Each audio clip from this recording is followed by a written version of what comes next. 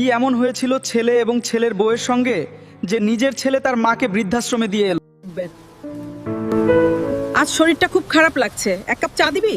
সকাল থেকে সে শুধু এটা লাগবে ওটা লাগবে। আমি কি একা পুরো বাড়ির চাকর নাকি? কি হয়েছে আবার? তোমার মা আমাকে সারাদিন শান্তিতে থাকতে দেয় না। মা আবার কি বললো? আমি আর পারছি না, এই বাড়িতে হয় আমি থাকবো না হয় তোমার মা। মা, তুমি একটু বৌমার সাথে মানিয়ে চলতে পারো না? বাবা, আমি কি তাহলে তোমাদের কাছে বোঝা হয়ে গেছি? দেখো, আমি আর পারবো না। তাহলে কি করা যায়? মাকে বৃদ্ধাশ্রমে রেখে আসো। আচ্ছা ঠিক আছে, তুমি যা চাইছো তাই হবে। বাবা, আমরা কোথায় যাচ্ছি?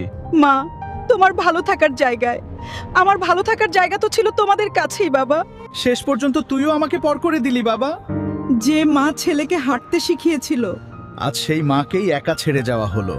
মা, আমাকে ক্ষমা করে দিন, আমি বুঝতে পারিনি আপনি এই সংসারের কত বড় আশীর্বাদ। আমরা অনেক বড় ভুল করেছি। চলুন মা, বাড়ি ফিরে।